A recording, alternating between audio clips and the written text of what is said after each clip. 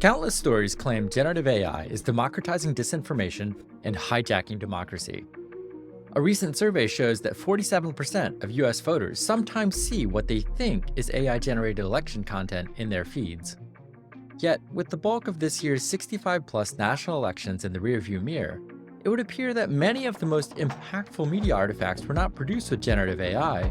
Rather, they were real-world events that many witnessed in real time, such as the assassination attempt on former President Donald Trump, and a horrendous debate performance by President Joe Biden that contributed to the sitting US president stopping his re-election campaign. Accusations that opponents are using AI to mislead are perhaps more salient than actual uses of AI. This week, Donald Trump falsely claimed that AI was used to inflate the size of Kamala Harris's crowds. In other words, while the sensational "sky is falling" warnings that AI-generated content will impact elections have not come to pass. Rather, exaggerations of the threat may be contributing to the growing distrust that people have in elections, governance, and the veracity of information online. This is not to say that generative AI will not harm electoral processes, but the harms are tied to its distribution mechanisms. To date, the harms of synthetic media seem to be more due to alarmist predictions than anything actually created with the new generative AI tools. A more effective approach to responsibly covering AI in the context of elections emphasizes the importance of contextualized reporting and promoting media literacy among audiences. To comprehend the impact of AI on elections, it's essential to recognize the backdrop against which these advancements are unfolding. The proliferation of easy-to-use and publicly available large language models and other generative AI technologies has led some to dub this year's elections as the first AI elections. While these advancements pose risks, most of these risks are not new, and we already know some of the effective levers that tech companies can pull to mitigate the risks, particularly on social media platforms. For example, misinformation or shared inaccurate information is as old as interpersonal communication, even if the term has only been used for the past 419 years. However, these types of harmful content can now spread faster and further than ever before due to the internet and massive social media platforms. The unique challenge with the latest generative AI tools is that now it is easier than ever for anyone on the internet to ask chatbots to write a compelling argument or create a realistic deepfake. This content could be quite harmful to the electoral process, but the underlying distribution mechanisms are relatively unchanged. So it is not so much that the risk of false or manipulated media are new, as it is the ease of creating and widely distributing that risky content. As an integrity professional who has spent years working on safeguarding elections and combating misinformation in tech, I believe new AI tools primarily facilitate old harms on existing platforms that have yet to address their known vulnerabilities. For example, many studies show that divisive, harmful, and hateful content gets more engagement than more benign content. In fact, even Mark Zuckerberg attested to this point in his 2018 Blueprint for Content Governance and Enforcement. Some in the integrity community have even come to call this phenomenon Zuck's Law.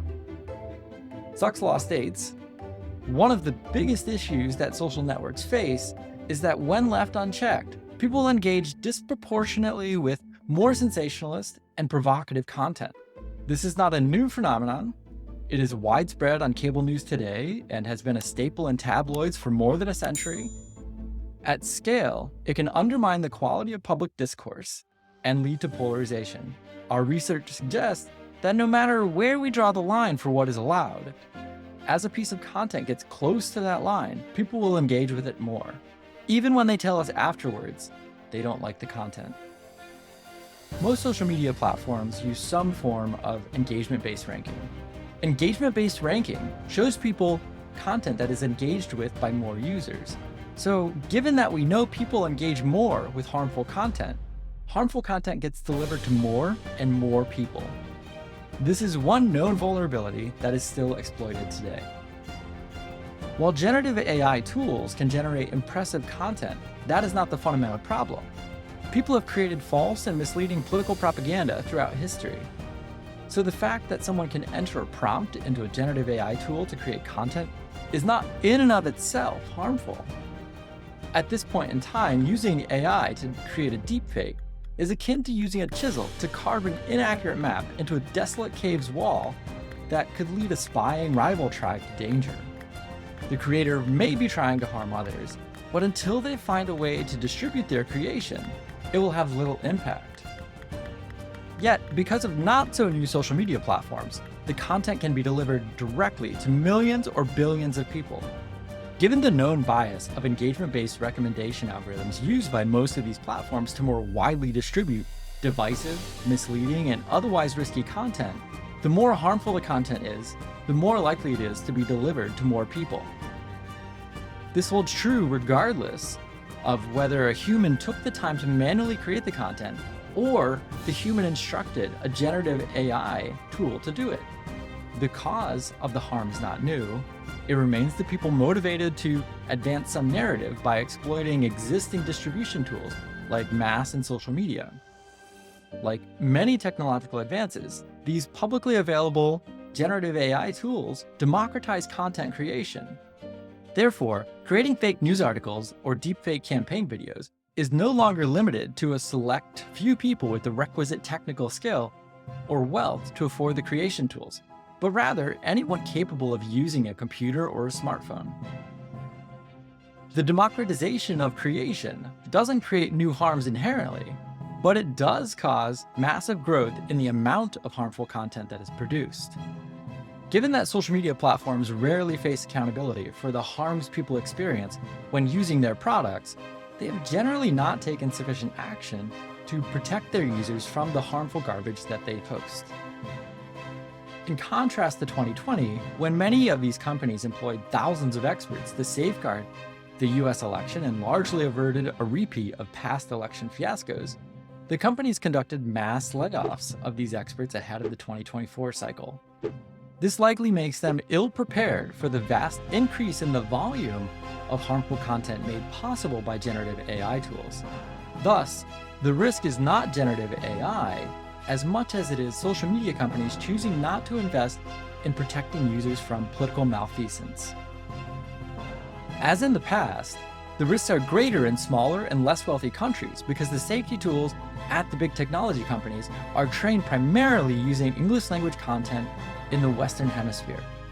Therefore, the ever-growing volume of harmful content is more likely to evade detection and removal in places like Ethiopia and Myanmar, with harrowing results, again.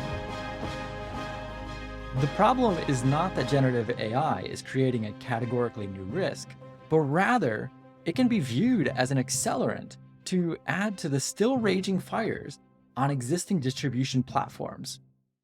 Given that many of these platforms laid off their trust and safety experts who would be responsible for stopping the spread of this content, it seems likely that the volume of harmful content on these platforms will continue to grow.